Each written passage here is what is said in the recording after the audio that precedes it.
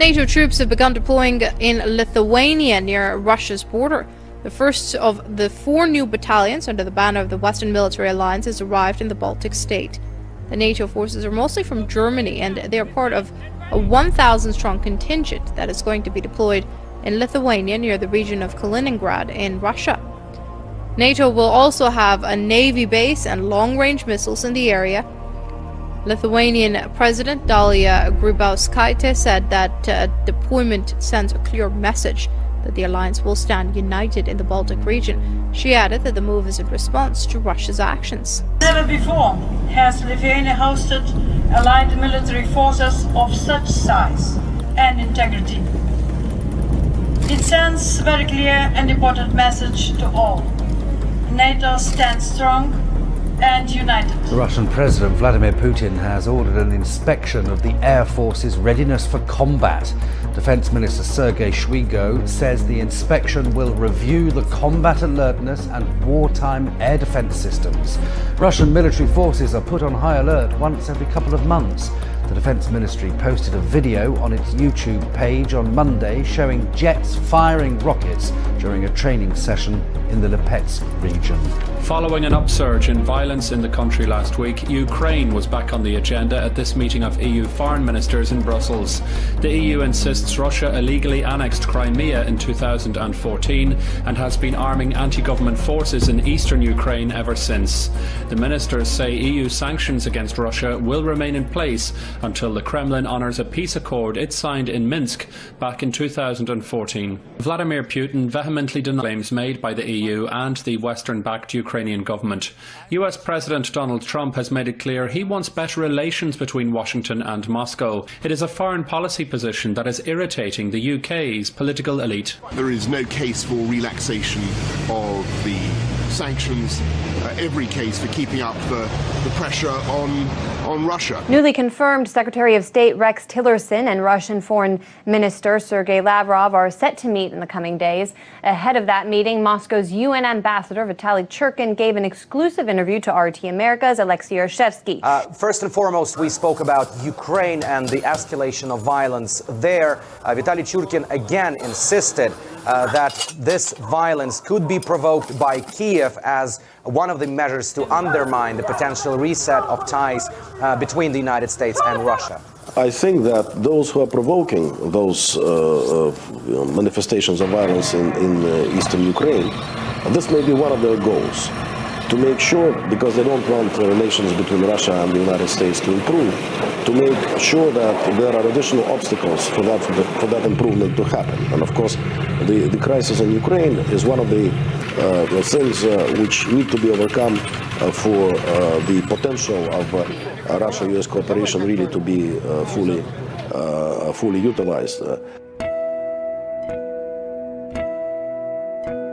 Putin is continuing to advance into Korea, whether he's talking about the travel ban, the way that he's targeting Muslims, or whether he's talking about his relationship to Putin and the Kremlin, and knowing that they have hacked our DCCC and DNC, and knowing that he is responsible for supplying the bombs that killed innocent children and families in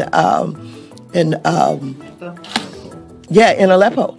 And the fact that he is wrapping his arms around Putin while Putin is continuing to advance into Korea, we cannot continue to have a president who's acting in this manner. It is dangerous to the United States of America. A Fox News alert and a big story here. New satellite images obtained exclusively by Fox News show Iran has been preparing a new missile for launch. Now that missile has been removed from the launch pad, raising new questions about Iran's intent and also the timing here. Hi, Jenna. Well, there's been a flurry of activity on an Iranian launch pad that U.S. officials have been watching closely since Iran launched a ballistic missile from there over a week ago. That missile test took place on January January 29th, prompting an emergency meeting of the UN Security Council, and a day later the White House issued a strongly worded statement putting Iran on notice. Days later, U.S. officials watched as Iran quickly cleaned up the site and prepared another missile on the same launch pad at a site located 140 miles east of Tehran. Now, in a surprising about-face, we're learning this morning that new missile has been removed from the launch pad. It's not clear why. This new satellite imagery from February 3rd, obtained exclusively by Fox News from ImageSat International and verified by U.S. officials, show Iran placed a Safir missile used to put a satellite into space. The Pentagon is concerned because this missile uses the same components as those needed for an intercontinental ballistic missile. Today, Iran's supreme leader issued a new warning to the White House, suggesting a response to President Trump this Friday, February 10th, the anniversary of Iran's revolution. It's not clear why, Jenna, Iran moved that missile from the launch pad. It could be a technical problem, or perhaps Iran is reacting to the new sanctions put on them by Washington. This morning, central Israel woke up to the testing of Israel's rocket alert system in the Sharon plain near Tel Aviv. The drill was routine, but it does come after yesterday's attack on the south when a Palestinian rocket launch from the Gaza Strip struck Israel, causing Israeli airstrikes against Hamas terrorist bases in response. Israeli defense officials are reiterating that rocket fire toward civilians will not be tolerated and have confirmed that Air Force jets struck an armed training camp, security compound, and an observation post in northern Gaza. Palestinian sources say a 70-year-old male passerby was slightly wounded in the retaliatory shelling. While there's been no immediate claim of responsibility for the Palestinian missile strike on Israel, small armed cells of jihadist Salafi terrorists continue to occasionally shoot rockets at the Jewish state, despite the de facto Hamas ceasefire with Israel since the last conflict in 2014. The Israeli government holds the Islamist rulers of the Strip responsible for whatever happens in the enclave. Now, in Syria, regime forces and their allies have gained more ground against Daesh in the city of Al-Bab. According to the Syrian Observatory for Human Rights, the regime's latest advances cut off a supply route between Al-Bab and the terror group's strongholds in Raqqa and Deir ez-Zor. The city is now almost entirely surrounded, with Turkish army-backed rebels also closing in from the north. Is this the beginning of the end of the Islamic State group? Half of their Iraqi stronghold of Mosul has fallen to the country's army. In Syria, they're now completely besieged in the strategic town of Al-Bab. And US-backed rebels are slowly closing in around their capital, Al-Raqqa. And now a UN report says they're running out of money. Revenue from illicit oil sales has dropped sharply, down from $500 million in 2015 to $260 million last year. On top of that, the militant group is struggling to recruit fresh fighters. Tightened security has made it harder for would-be militants to head to the battlefields of the so-called caliphate in Syria and Iraq.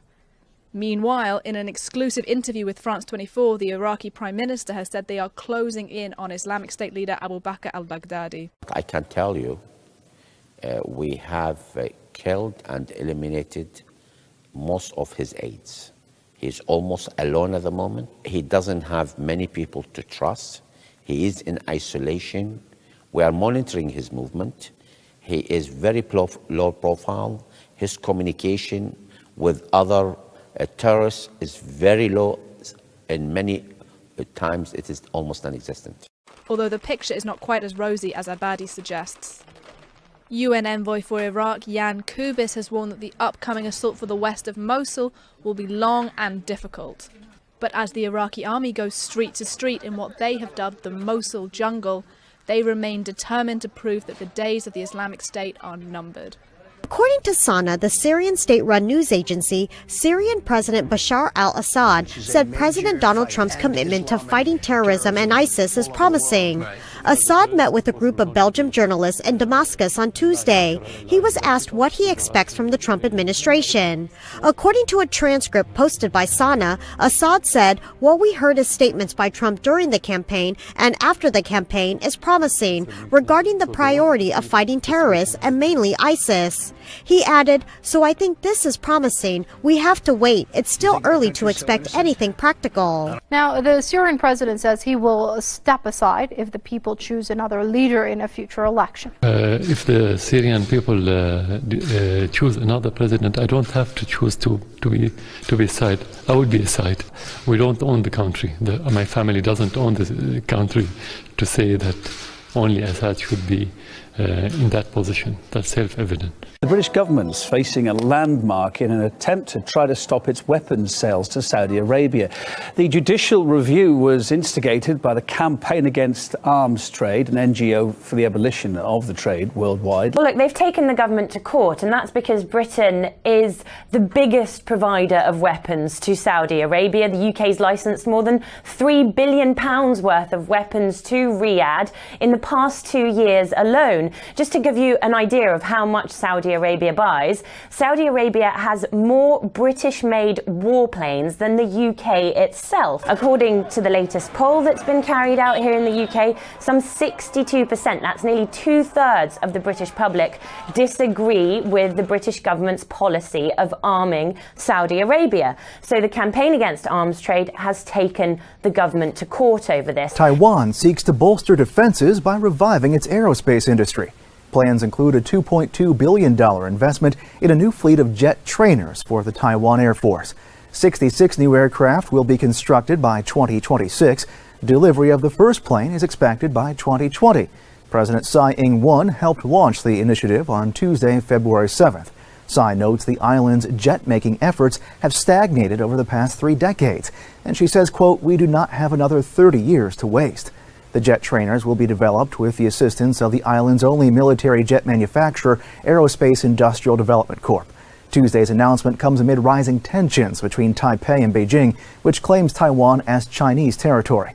Taiwan reportedly scrambled military jets and ships last month after China's aircraft carrier led warships through the Taiwan Strait and entered Taiwan's air defense identification zone. This car park outside the Supreme Court compound was the location of the bombing. The suicide bomber appeared to be targeting employees as they left the court after work. When I heard a bang, I rushed toward the Supreme Court's parking lot to find my brother, who works there. Thank God my brother survived. However, the blast took place very close to him. Unfortunately, several people were killed and wounded in the area. No group has yet claimed responsibility for the attack, which highlights the worsening security situation in Afghanistan. On Monday, the UN said the number of civilian casualties has reached a new high. The Afghan government controls no more than 2/3 of the country, and they once had the support of active NATO troops. But most foreign troops left at the end of 2014. Anger spilling over into violence. This is the aftermath of the third night of anti-police protests in the Parisian suburb of Aulnay-sous-Bois. On Thursday, officers were carrying out raids on a housing estate, stopping young people and asking for ID. It was then that a 22-year-old social worker with no criminal record, named only as Theo, was forced to the ground and beaten. It was alleged that he was then sodomized with a police baton. So serious were the injuries to his rectum that he needed major emergency surgery, and he remains in hospital. On Monday night, residents took to the streets in anger. At least 5 cars were torched, 2 restaurants damaged, and 26 people arrested. 1 officer has been charged with rape and 3 others with assault, and the investigation into Thursday's incident continues. This was once a middle-class neighbourhood close to the city centre. But homeless people now sleep in Komandoro Square. Still, Greeks are doing what they can to help each other. Volunteers say it's hard to believe that even the middle class are looking for food. 23% of Greeks don't have a job, the highest in Europe. This 74-year-old man should be retiring. But since he lost his job as a plumber, his income has dropped from $1,000 a month to $140. Across town, the old commercial street, Petition, has seen better days. There are big discounts, closed shops and graffiti. People are browsing, but not buying. Harsh austerity measures mean they can't afford to shop. Once again, Greece is facing an economic crisis. The International Monetary Fund says its debt levels are explosive. There's a looming deadline of French and German elections, And in July, Greece has to pay $8 billion in debt. Analysts say it's a perfect storm of trouble. The Army Corps of Engineers has notified Congress it will allow the Dakota Access Pipeline to cross under a Missouri River reservoir in North Dakota. This will complete the $3.8 billion project to move North Dakota oil to Illinois. On Tuesday, the Justice Department filed court documents including letters to members of Congress. The pipeline crossing under Lake Oahe may be allowed as early as Wednesday. The Standing Rock Sioux tribe says a pipeline leak would pollute drinking water and has promised to continue legal challenges. There is an intriguing twist in the climate change controversy this evening. It has to do with data said to be manipulated by scientists, and that data was given to then President Obama and other world leaders at a critical moment. The accusations are explosive that the National Oceanic and Atmospheric Administration intentionally manipulated data to hide a 12-year pause in global warming, and that the flawed study was a major influence in the 2015 Paris Climate Summit, where Western nations agreed to spend billions to reduce fossil fuel use. That, according to John Bates, who recently retired as a lead scientist of NOAA's National Climatic Data Center. His claim took center stage at a House hearing today entitled "Making the EPA Great Again." We have every reason to be skeptical that our scientific community is maintaining its integrity. In an exclusive interview Sunday with the Daily Mail, NOAA whistleblower Bates said, quote, "They had good data from buoys and they threw it out and corrected it by using the bad data from ships. You never change good data to agree with the bad, but that's what they did, so as to make it look as if the sea was warmer." In a blog post, Bates skewered the study's author, Tom Carl, that he, quote, "constantly had his thumb on the scale in the documentation, scientific choices, and release of data sets, all to discredit the notion of a global warming hiatus." The CEO of the American Association for the Advancement of Science today defended the NOAA study and said that Bates' whistleblowing is overblown. All he is doing, quote, is calling out a former colleague for not properly following agency standards. This is not the making of a big scandal. This is an internal dispute between two factions within an agency. In a statement, NOAA said, quote, "It stands behind its world-class scientists, but takes the allegations seriously and, quote, will review the matter appropriately."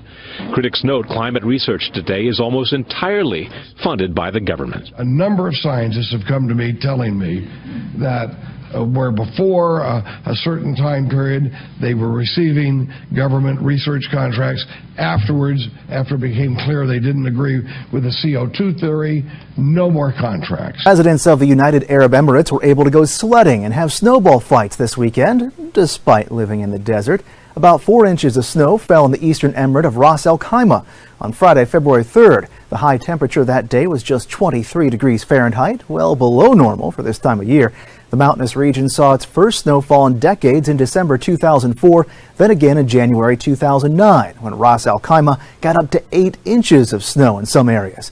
At the time, one local told the UAE newspaper, The National, such weather was so rare that people who spoke the local dialect didn't even have the words to describe it. While Ras Al Khaimah has seen snow before, it's still extremely uncommon. So when 4 inches falls, Emiratis head straight to the hills to enjoy it. Tonight, a tornado emergency in the deep south. We had a very serious tornado touchdown. There's substantial damage, a lot of property damage across the entire way. This is what it looked like as the storm moved through New Orleans.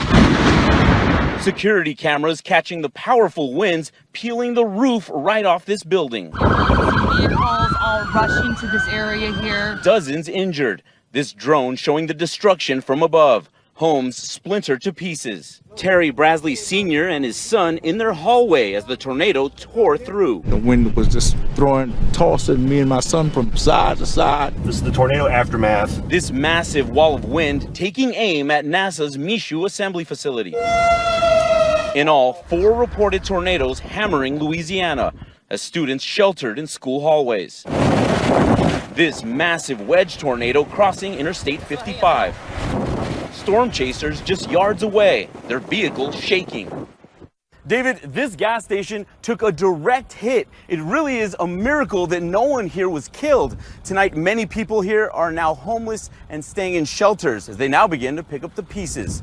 The West also has a weather emergency. A storm that dumped snow on Washington State and Oregon has brought flooding to California. relentless rain turned a mountain into mud, pushing this entire home into the street. It just started moving. John Futcher got out moments before it was too late. Mud started coming through the kitchen window, and that's when my wife and my son and I ran out of the house with the dog. 39 schools in Marin County were forced to close with rain filling up creeks and spilling into streets. Fire Battalion Chief Brett McTeague. We have a lot of residents that are still in their resident, not able to get out right now. The continuous rain has pulled much of Northern California out of the drought, but NASA climatologist Bill Patzert says the rest of the West still has a long way to go.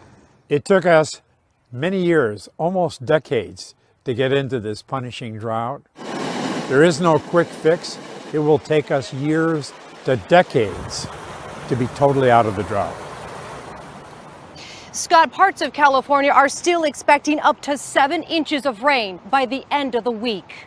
I'm the last vote, and I'm going to vote yes. Celebratory cheers from veterans and supporters as their efforts to restore a cross on a military memorial succeeded. The memorial was donated by a Belle Plaine veteran and installed in the city park this past summer. A complaint from a citizen and then threat of a lawsuit from the Freedom from Religion Foundation prompted the city to remove the cross from the display last month. The foundation saying, quote, the memorial sent a message that the government cares only about the death of Christian soldiers and was disdainful of the sacrifices made by non-Christian and non-religious soldiers. But others say it's not a religious statement, and they've even put up crosses in their front yards to show their support for the memorial. In that context, the cross is a grave marker. And so there's no religious purpose to have the cross there. Doug Wardlow, an attorney for Alliance Defending Freedom, is representing the pro-cross contingent. His proposal of a free speech zone within the memorial park is what the council approved Monday, even after several members expressed concerns over potential legal ramifications. It ensures that there's no endorsement of religion whatsoever by the city. It sets it up so that we can have something to memorialize our fallen.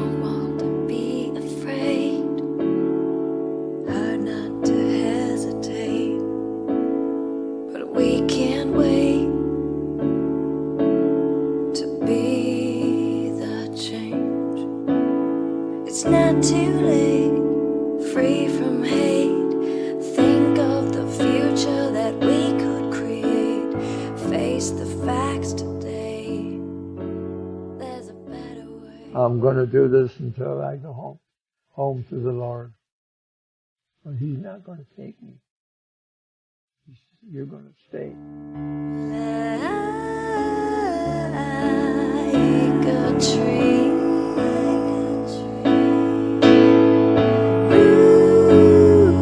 rooted in